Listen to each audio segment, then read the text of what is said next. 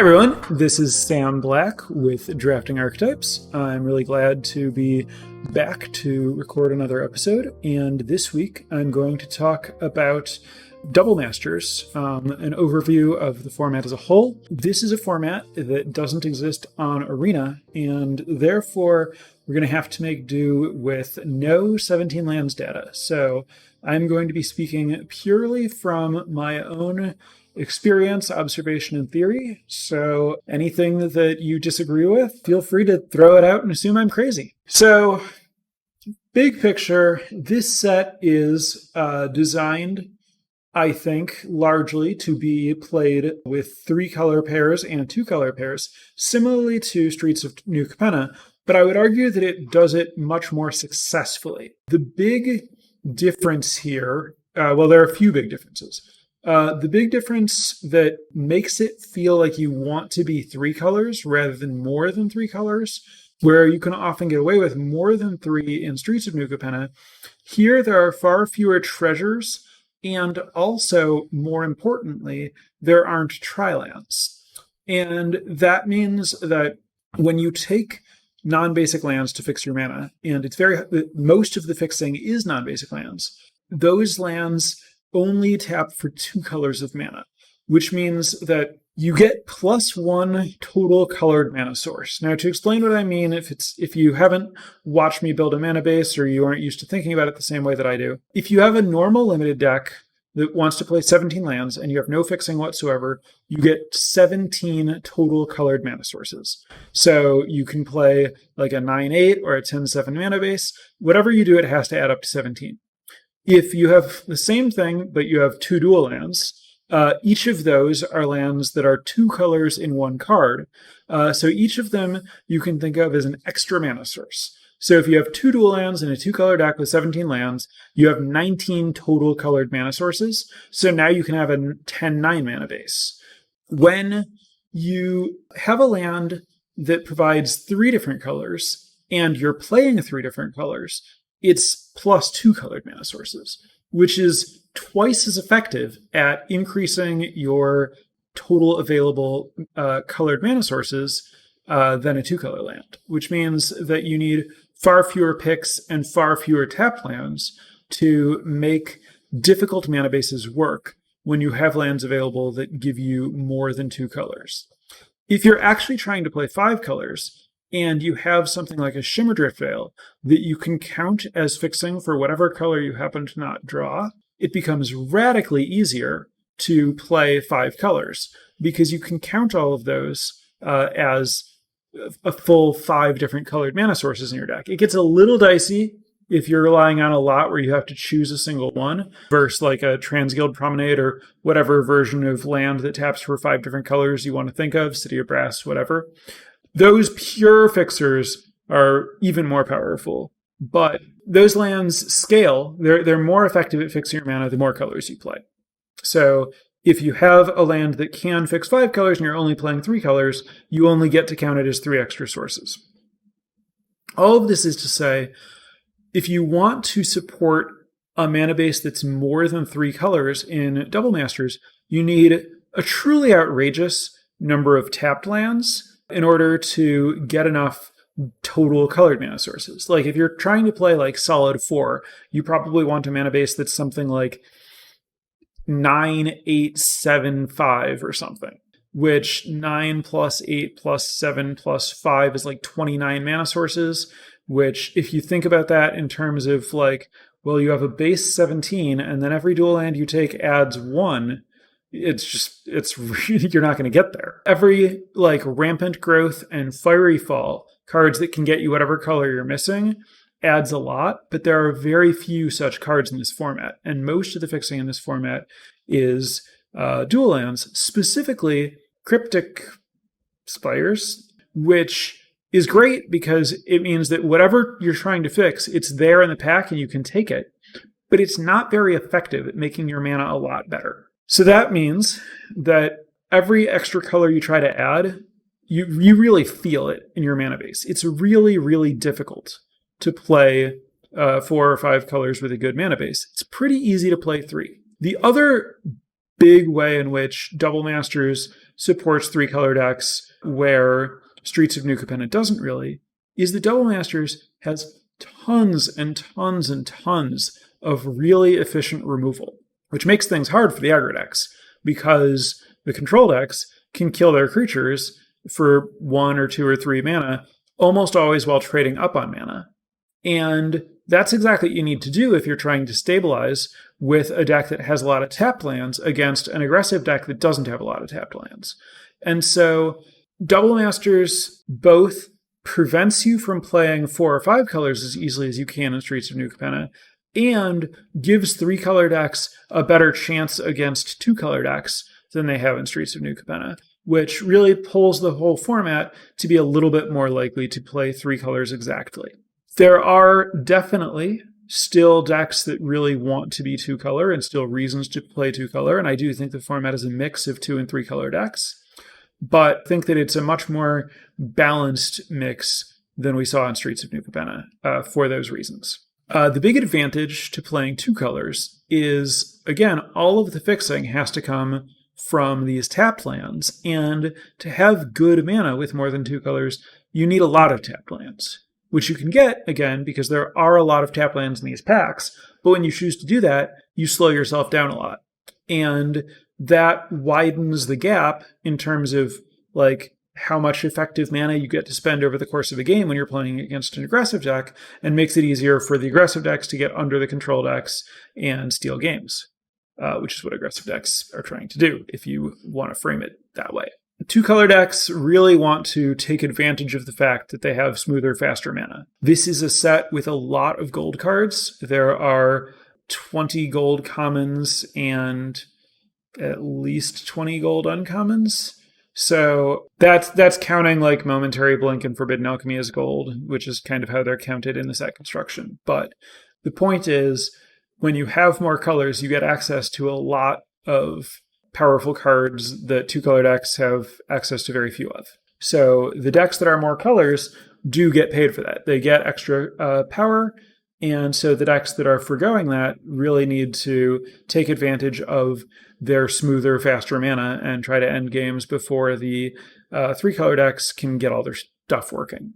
It might be a matter of stumbling to find colors, more likely just a matter of having tapped lands that slow their development. That's really the most important part to me, just like understanding the format as a whole without getting into any kind of specifics about single archetypes. The format, I think, is really very much defined by the way that mana works in it, which is kind of true of Magic in general, but particularly true of a format that's doing so much to have kind of a unique situation in terms of how mana works, both in terms of having like gold cards, having gold cards of every 3-color pair and every 2-color pair all in the same set. That's very unusual. And also just the way that the lands work. It's rare for a set with this many gold cards to not have any lands that can tap for more than 2 colors. Even in most Ravnica sets, we see some kind of 5-color land. Also, this is a set with bounce lands. They're uncommon, so it's not as bounce land heavy as original Ravnica, but those cards are really important. They're very, very strong, and I personally, if I'm not drafting an aggressive deck, spoilers, I'm basically never drafting an aggressive deck, will take them over anything that is not a legitimate bomb if I'm using both of their colors. They're very similar to a tapped land that draws a card, which is a very, very, very powerful effect. That's all of the, top level stuff that I have to talk about. Now I want to run down all 20 supported color combinations, meaning every 2-color pair and every 3-color pair. Since I'm going to talk about 20 different decks, I'm going to do just the quick highlights. Blue-white. You get some flyers, some blink synergies. You're more about value than aggression, so I don't really know why you'd want to stick to 2 colors. I think there's not a lot of reason to play blue-white as a 2-color deck. The synergies that you get aren't synergies that make sense for being 2 colors. Given the incentives of being 2 colors in this format, in terms of the amount of late game power you give up and the kind of early mana boost that you get, There's a way that you can do like blue-white prowess with like Liev Sky Knights for tempo, but you just are so much worse at like outputting damage than like the red aggressive decks that you're not going to be like stealing games from people because everyone knows that they need to be able to withstand the red aggressive decks. So you're going to be like falling back on value, and then it just seems like you'd probably be better off if you splashed a third color. That's going to be the case for a lot of these 2-color decks. Like, you can do it, but for the most part, I don't know why you want to. You just like, it's just easy and rewarding to splash a third color, so you probably should. White-black. This one kind of makes sense to me as a 2-color deck, even though it's not as aggressive as the red decks. This format kind of vaguely hints at some sort of reanimator thing going on, with like Unburial Rites is the primary thing that would make you think that, but there's like Ashen Rider is a rare that you can get that points that way. That's not really what White-black is about. White-black is very much about like kind of go wide token sack type stuff. The key cards, I think, are really like Mentor of the Meek, Blood Artist, Militia Bugler, Call to the Feast. Mentor of the Meek and Blood Artist are uncommons. Militia Bugler and Call to the Feast are commons. Trying to decide how much I should try to give you full text on stuff, where it's like, the set's new, but every card's a reprint. Mentor of the Meek is a 3-mana 2/2. When a creature with power 2 or less enters the battlefield under your control, you can spend a mana to draw a card. This is a downshift from rare to uncommon. It's one of the most impactful uncommons. Really feels like a rare. This is a card that's in a lot of cubes. Super, super strong card. A lot of good synergies with it. The whole deck it's really, really easy to have a deck that just revolves around Mentor of the Meek if you get a few of them. And then Call to the Feast is the common white-black 2 sorcery that puts 3/1/1 lifelink vampire tokens into play. That's a great example. That and Militia Bugler, which is the 2/3 vigilance for 2 and a white that when it enters the battlefield, you get to look at the top 4 cards and put a creature with power 2 or less from among them into your hand. That's another downshift from uncommon to common. Super, super impactful. Really important common. I think Mentor of the Meek and Militia Bugler are 2 of the most powerful white cards in the set at their rarities.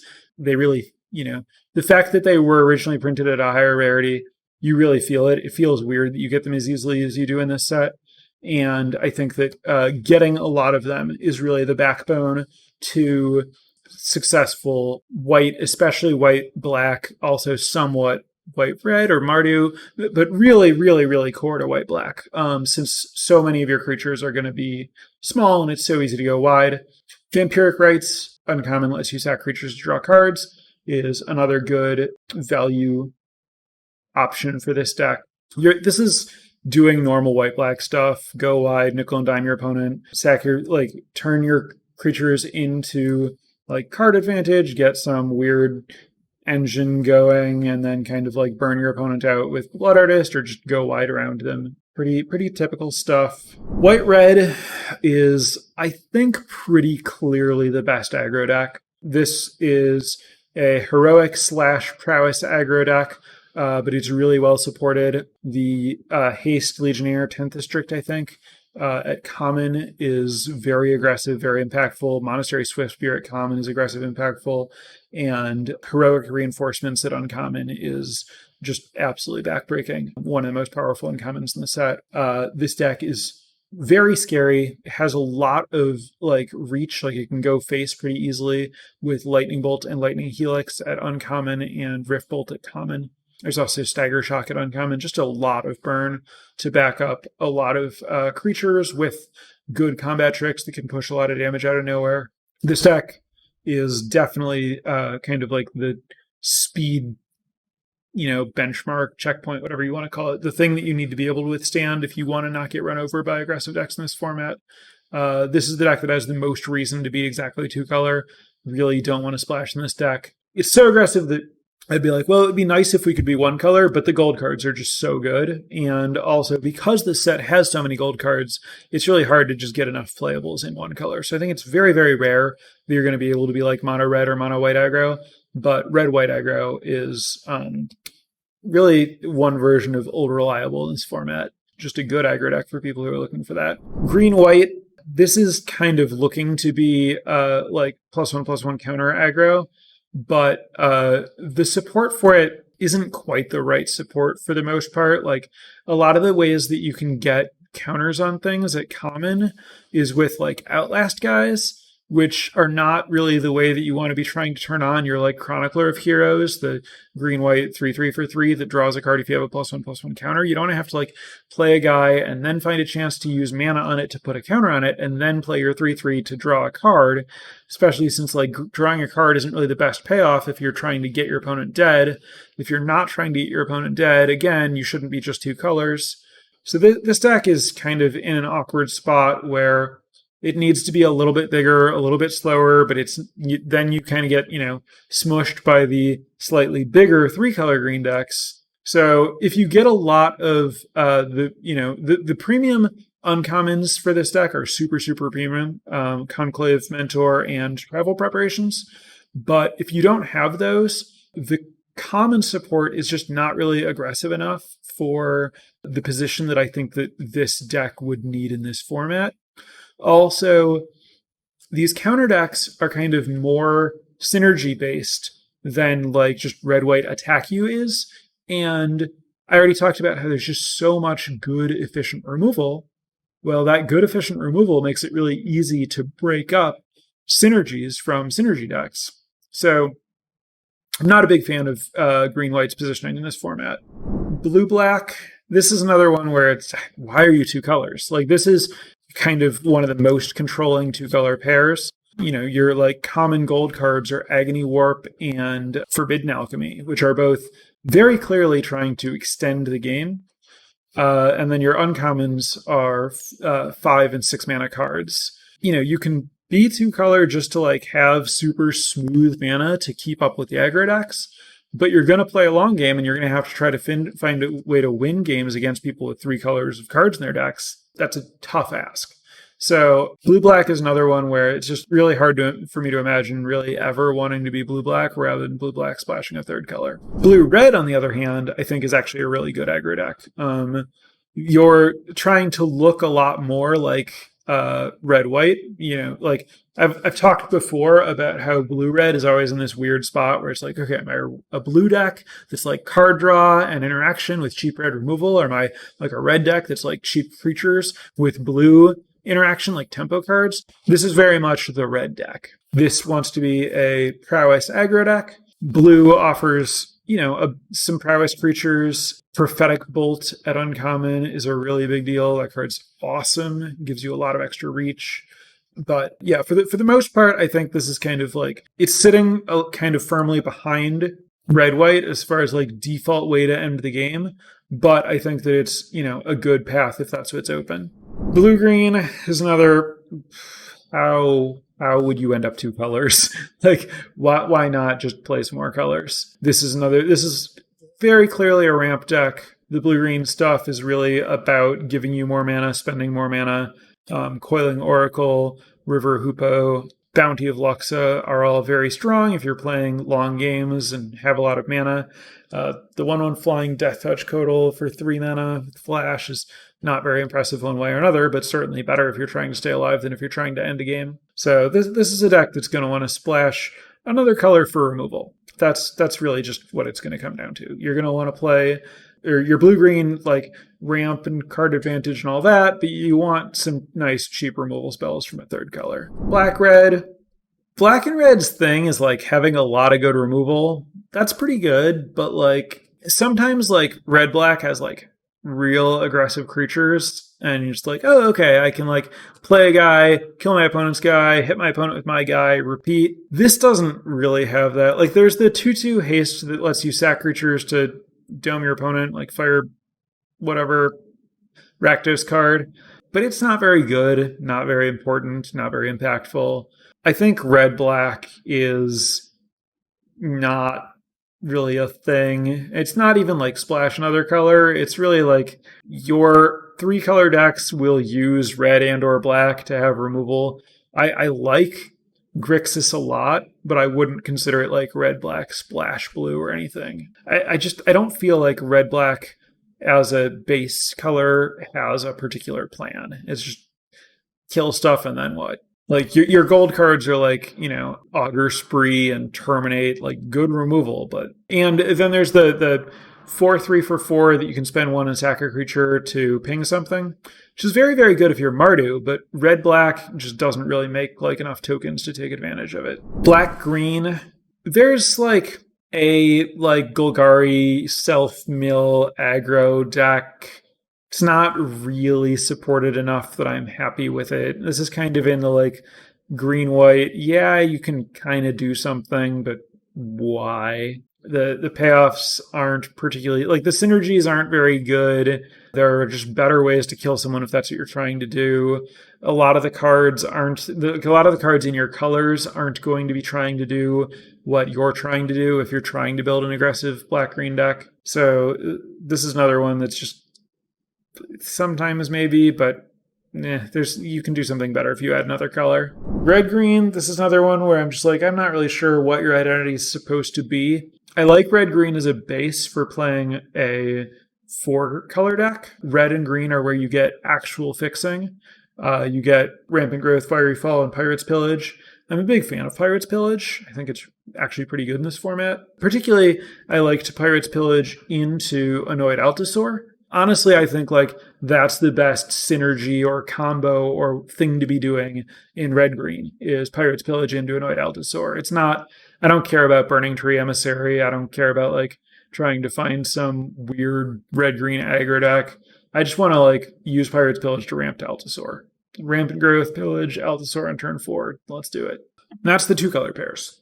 3-color pairs. Esper. Esper, I think, is going to primarily revolve around blinking value creatures. The blue-white blink shell gets a lot better with stuff like Psychic Symbiont and Skinrender and Orzhov Pontiff.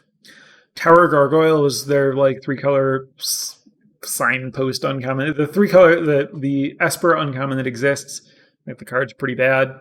4/4 artifact is just, I don't know, not very impressive with me in this format. Maybe I just always have a lot of removal, so it doesn't end up doing much, but I would rather the cards in my Esper deck be more about generating value than just playing a random big flyer. I don't really know why that's the card in that slot. Jeskai. This should theoretically probably be like a prowess, like spells matter type deck, but getting the most out of prowess in a 3-color deck is a little tricky since, you probably want to be more aggressive if you're trying to do prowess, and tap lands plus aggro is a little bit awkward. Jeskai Charm does really like if you can actually manage to be like a prowess aggro deck. This is like a pretty flexible space. I don't think your deck is going to be like super high synergy. It's going to be kind of mid-range. Can attack someone, can play a long game. It's going to be a deck. Not a bad deck, just a deck. Bant ends up being like ramp and blink stuff, so you take advantage of like the evoke elementals and pair them with like Settle Beyond Reality. Just kind of do some of that stuff faster thanks to like Coiling Oracle, Elvish Rejuvenator, Rampant Growth. And, your Coiling Oracles and your Elvish Rejuvenators are extra creatures to get some blink value out of with your Settle Beyond Reality. Some, nice. This, like any kind of slower green deck, is a good place for Annoyed Altasaur. I think that card's really strong. One of the more important commons. So that's what's going on there. I mean, the blue-green X is kind of going to play pretty similar, like ramp, big stuff, tons of value, and then any of the other 3 colors can give you like a good amount of extra removal and stuff. Mardu, kind of talked about this a little, touched on this before, like you're kind of the like white-black go wide core with red for like, mostly I've been using stuff like Judith and that 4/3 uncommon Hellhound thing or whatever. Just like ways to, get extra value by sacrificing creatures or get extra value out of going wide. Heroic Reinforcements is really good here. Kind of more of the same, really. Like white-black, but more. If white-black is open enough, you don't need to add the red, but if you're fighting someone and you don't figure out that you're competing for the cards that you're looking for and you end up a little short, if you just add red, you get kind of more of the same sort of stuff. Abzan is probably supposed to care about +1/+1 counters to some extent, I guess. Black's not adding a lot to that. You get some, like, I guess your Seeker Squire sometimes has a +1/+1 counter on it or whatever. You can get some counters out of like scavenging your drag manglers. But I'm not like I don't really think that green is about what like green's not really providing what white and black are looking for. Like there's no real synergy between like Call to the Feast and Annoyed Althusor, which are kind of like the highlights of like white black and the highlights of green to me. I might be missing something here, but it seems like one of the weaker 3-color pairs to me. White, red, green might be the only one that I like even less. Like you're red and white and then green. So you have like, so the problem is like most of this seems like it wants to be aggressive, but you're just clunking up your mana with the third color. And the 3-color, the gold card here is like the 3/3 that gets +3/+3 when you play a multicolor card, which I think is among the worst gold cards in the set. I don't know what you're supposed to be trying to do or why. I would just stay away from Naya. Grixis, I'm very into Grixis. There's just tons and tons of cheap removal.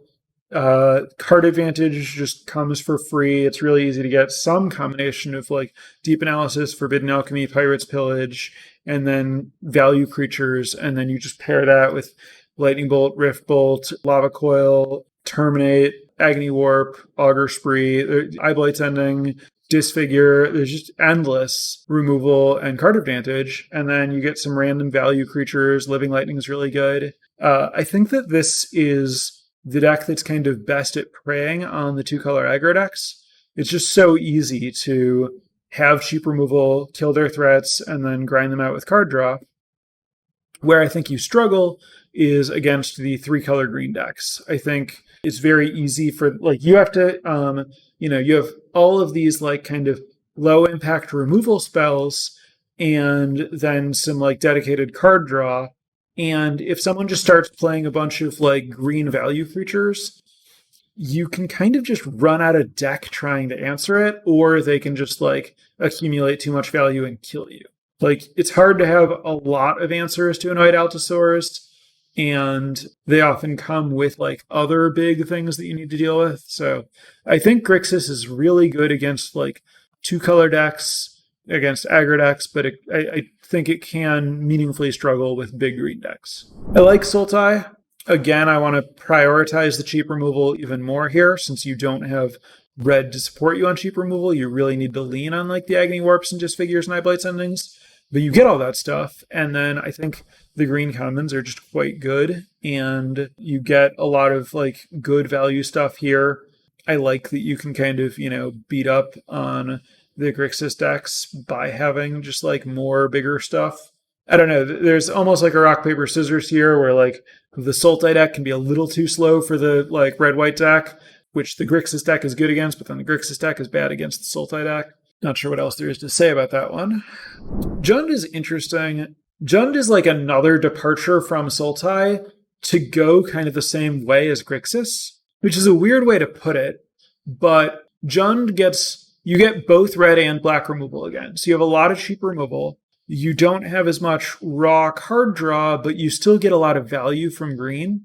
So you're not as big as Sultai, but you're better against aggro than Sultai because you have more cheap removal. So the same way that like Grixis plays a little bit more small ball in a way that lines up well against what a lot of the successful decks are doing here, Jund also goes a little smaller. So you're doing different stuff, but both of them are kind of like smaller than Sultai in a way that's pretty structurally useful, I think. And then I think the Jund versus Grixis matchup is interesting. I think it depends on how big the Jund deck is mostly.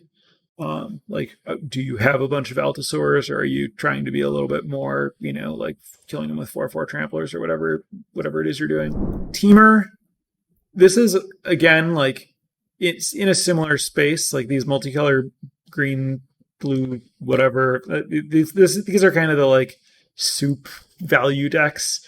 Teemer, I guess, feels most similar to Sultai to me. Like you're just replacing black removal with red removal, which like lowers your curve a little, but makes you a little bit worse at dealing with big stuff. So you're kind of like giving up a little against screen to get a little against like 2-color aggro. The thing that I like most here is the Pirate's Pillage Altusaur combo. So try to kind of like turn the corner a little bit faster, I guess. Yeah, I think like the big difference between Teemer and Sultai isn't actually the different removal. It's more that you're trying to like turn the corner faster. You get some like better threatening creatures. And so you end up kind of like being able to play a more aggressive game against like the 3-color stuff and kind of turning the corner on the aggro decks faster. That's it. that's just a few thoughts on every archetype and some stuff overall. So let's turn this over to chat for questions. Well, I give chat a little bit here to remind me of any questions they may have asked while I was talking or offer any new questions. Do want to thank my newest patrons. Thanks to Michael for joining the Drafting Archetypes Patreon while we were on hiatus. Really appreciate it. Larger meta note there. The Drafting Archetypes Patreon has been on pause while I've been away from recording new episodes. I do plan to resume the Patreon and I do plan to be recording weekly episodes again, starting with this week. I don't know exactly when I'll be recording in general. I think I'm recording this in the evening, probably going to switch to an afternoon schedule. I'm not sure if that'll be Wednesday or Thursday or something, but I will be resuming Drafting Archetypes as a weekly endeavor. I have not decided if it will focus on going more in depth on Double Masters or if it will be focusing on Baldur's Gate Alchemy. It's really just going to depend on which format I and my viewers are more drawn to. I haven't played Baldur's Gate Alchemy yet, so I don't know how I'm going to feel about it. Might try to do some of each. Remains to be seen. Chat, got anything for me? First up, do you think a good way to maximize your Cryptic Spires is to have all of those add a specific color and not play any basic lands of that third or splash color? How many spires are the fewer meant to do that successfully? Okay. Cryptic Spires is just a good topic. Cryptic Spires are really weird to try to make a mana base out of because you have so many options. For the most part, I like to start by adding up the total number of sources that I have to work with, using the method that I talked about at the beginning of this episode, where you just, if you're playing 17 lands, you start from 17, you just add 1 for every Cryptic Spire you have, every bounce land you have. If you have Rampant Growth, you don't count it as a green source, but you count it as a source for every color you're playing that's not green, and add that many to your count. Fiery Fall, you don't count it as a red source, but you count it for your other colors. Add that to your count, and you get some kind of total. I generally just divide the total by the number of colors I'm playing to figure out, okay, how many sources of each color do I get on average?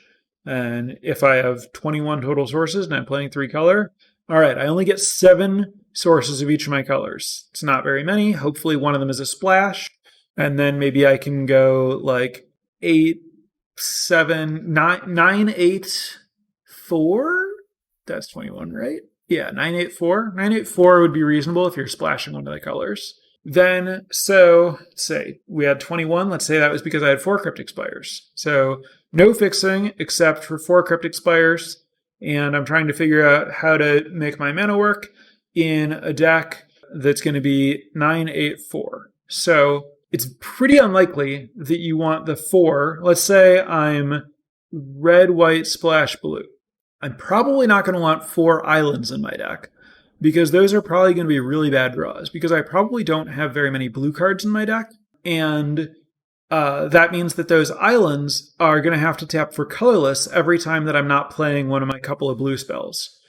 Whereas if I have a Cryptic Spire that I put blue on, then sometime I'll tap it for blue, and then if it's blue-red or blue-white, the rest of the time I can use it for red mana or white mana. So by default, most of the time, you do want to make sure that your splash color is on your Cryptic Spires as much as possible. If you have something like a Rampant Growth or a Fiery Fall, you want to make sure that you have exactly 1 of your splash land to go find, and then you're probably going to want to make the rest of your Cryptic Spires tap for your splash color.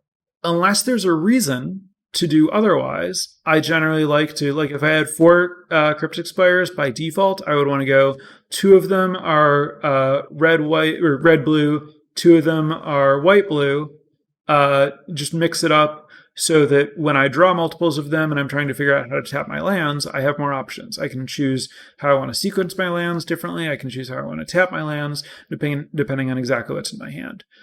But there are definitely things that could change that. For example, if my splash is all Is-It cards, if I have like Is-It Charm and the 2/2 flyer that puts a spell from my graveyard on the top of my deck, then I know that I want blue and red mana at the same time. So I don't want one land that taps for both blue and red, because then I need 2 copies of that. So if I'm splashing Is-It cards, then I want to make sure that I'm playing Azorius lands. So I want to make my Cryptic Spires all blue-white, and then play mountains. And I don't want to play islands, because I don't have very many blue cards in my deck. So I play all blue-white lands and mountains. If I have a mix, then we go back to, when in doubt, split it evenly. But the main thing that I like to do is look at where my cheap gold cards are, and don't make Cryptic Spires that are the same color pair as my cheapest gold cards. So if I have multiple Agony Warps in my deck, I'm going to try to avoid having Cryptic Spires that tap for blue-black, so that I can maximize my chances of casting Agony Warp. Also, if I have something like a Liege, any sort of card that has a lot of hybrid mana symbols, I want to minimize the number of total lands in my deck that can't help cast that card. So that's another thing to watch for when you're choosing which colors to put on your Cryptic Spires. What colors do you think are the strongest in this format? I think red is the best aggressive color. I think that if you're looking to play 2 colors, red is a good place to be. If you are just like an aggro player at heart and you want to end games, I think starting with red is a good thing to do. I like the green commons quite a bit. I think that white, like the cheap creature part of white, specifically Mentor the Meek Militia Bugler, I think is really strong. Black has really, really good removal, and blue has really good card draw. So I guess I like all of them. I think they all succeed at doing the thing they're trying to do. So it's less that I think that there are certain colors that are good, and more that I think that there are certain combinations that work better or make more sense, which I've kind of already gone over. Basically, I think you want to be Grixis, red-white, or a 3-color green deck would be my top 3 places to, like, top 3 ways to think about it. Or, like, those are the mindsets that I want to have. Either I'm a multicolor green deck, I'm Grixis, or I'm like red aggro, 2-color red aggro. It could be red white or red blue. How likely is it to cast or cheat the Eldrazi Titans in this set, or how can I identify that's something I could do? The Eldrazi Titans are castable. Kozilek and Ulamog reasonably easily, and I heard about someone who was playing at the same local store that I was, who hard cast Emrakul multiple times. Bounty of Luxa goes a really, really long way, but also just like bounce lands and the fact that games between control decks in this format just go kind of long. Also, Pirate's Pillage. There are a lot of ways to like get 2 big mana.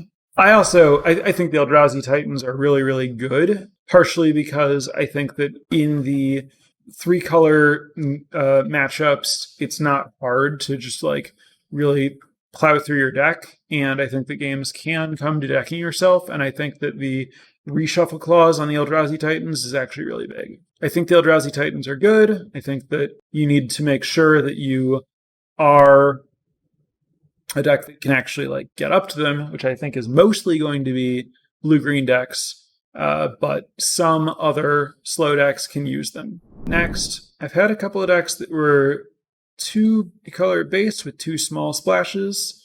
Do you feel like staying disciplined to 3-color is worth avoiding additional power? I've also done that. It's pretty hard if you're not in the Rampant Growth, Fiery Fall, Pirate's Pillage business.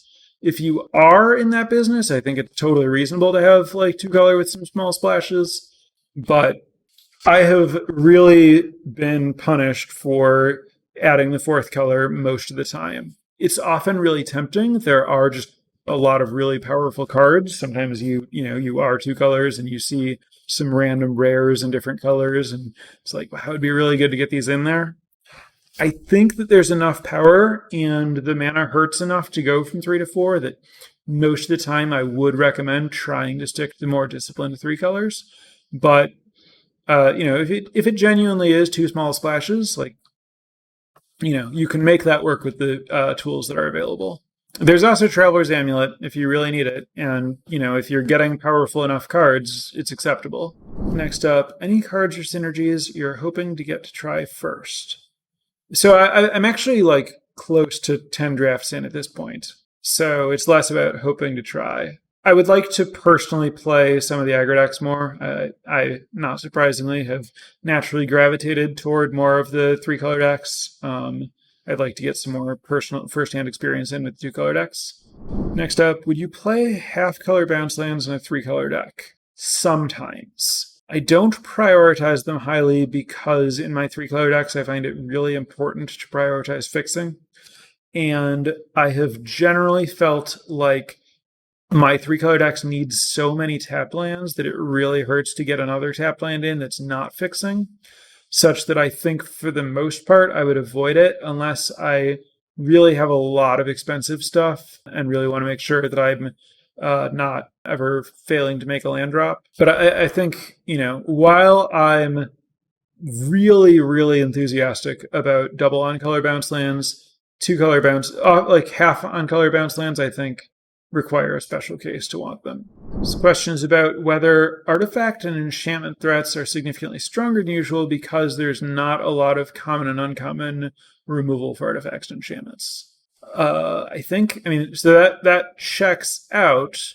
Qasali Pride Mage is the only artifact enchantment removal that I can think of offhand at common and uncommon. There's probably something else, but it's true that there's not a lot of that. I don't know what exactly we're talking about when we say artifact and enchantment threats. I assume you just mean in general, strong, rare artifacts and enchantments or whatever. A lot of the cards in this set are kind of older, and I think that it's really more recent that it's been normal to have just incidental artifact and enchantment removal available. I think for most of Magic's history, which is, very long, and so a lot of it's pretty old, we've had access to main deckable artifact and enchantment removal for a few years now. But for a lot of Magic's history, the default was in limited. It's just really hard to kill an artifact or enchantment. And I think that that's just kind of the space that we're in this set. You just kind of expect that if you play an enchantment, it's going to be in play. And that's not necessarily making it stronger than usual, because for a lot of these cards, if you're used to evaluating it in the context of its format, that is its usual case. That's just how strong the card generally is. I know I had Panharmonicon earlier. That's a strong one. When I played it, it did get killed by a Qasali Pride Mage. I know there's Hardened Scales. There aren't that many you have to deal with this or else type artifacts or enchantments. But that is a note in Firemind Vessel's favor.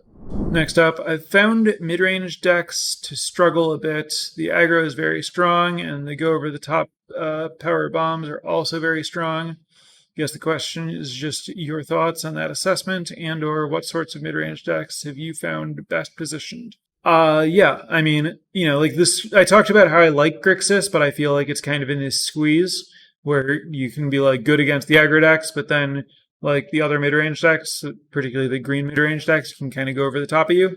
I might just be speaking from my own experience here, where I have a lot of 2-1s. I have not managed to go 3-0 in a good number of drafts. This has not been an overwhelmingly successful format for me. It's been a fine format for me. And I definitely have felt it's tough to have a deck that doesn't have any bad matchups. There are so many really strong things to do, and the decks have such different plans and attack from such different angles that it's pretty easy to have a deck that's really good against most of the format, but bad against someone who's doing a thing that you just don't line up well. Maybe killing you too fast, maybe going over the top, maybe, their plan is just to kill you with Glimpse of the Unthinkable, and you don't have a way to stop them from doing that. Or Villainous Wealth is another one that can just go over the top of some people in a way that's just really, really hard to interact with. So yeah, I do think that the format can lead to kind of getting squeezed a bit, which is a big point in the aggro deck's favor. If you have a good aggro deck and you just curve out, you can beat anyone. And, make them figure it out. So yeah, I do think the more you're trying to play, reactive and line your cards up against your opponents and letting them kind of dictate the pace of the game, the more you can kind of struggle with like getting squeezed by positioning yourself not quite right. Whereas if you're just getting them dead, you just do your thing and hope it works out. Follow up, if you're clearly not getting aggro, but your long game inevitably just doesn't get there, and the strength of your bombs compared to the table, what's the angle you're looking to take? Well, I don't know that you need bombs to have late game strength, especially if by bombs you mean rares. Like, I think just Annoyed Altasaur can go toe-to-toe with like cards of higher rarities. And as far as like answering bombs, like that's not very hard either. Like there's just so much good hard removal and so much card advantage. There are, some like over-the-top bombs like Eldrazi Titans and Villainous Wealth that might be hard for like a kind of mid-range deck to not just like ultimately lose to. But I don't know that I think that the format's pretty good at just like, oh, my plan is just to like have answers and card advantage, and that's my strategy. And like, I don't feel like, basically there are some formats where you really need a bomb or you shouldn't be thinking about being a control deck. And I don't feel like you need some kind of like rare bomb to try to be a control deck in this format. Like Grixis, I think if you just have like some removal and a Sidraxis Spectre or two, like Sidraxis Spectre is really, really powerful and can just steal games. If your opponent like doesn't have an answer to it, or like they try to play a blocker and you kill it or whatever. So I think that there are a lot of ways to just like have a coherent, strong game plan at common and uncommon, regardless of whether that's about trying to be aggressive or trying to be control or whatever. So I don't know. I think that you have a lot of options about how you want to approach things, and it doesn't, to me, feel like you need rares to do it. All right. Looks like that's going to wrap it up. Thank you very much, everyone, for tuning in, and really glad to be back. Hope this is everything that you need to help you out for the Double Masters that you're going to play, as I'm not sure if there will be more of this or not. And so if this is it, hopefully it was enough. We'll find next week, regardless of whether I'm going to be focusing long-term on Double Masters or on Baldur's Gate Alchemy. Next week, I'll probably be doing a Baldur's Gate Alchemy overview, and then we'll figure out which set to focus on from there. But I do want to be sure to give Baldur's Gate Alchemy a fair shot, play some games with it, let some people watch my approach on my stream, and then report on my findings in an overview episode next week. And then we'll figure out where to go from there. So next week will be an overview of Baldur's Gate Alchemy. Once again, really glad to be back. Thanks everyone for listening, and I'll be back next week. Bye.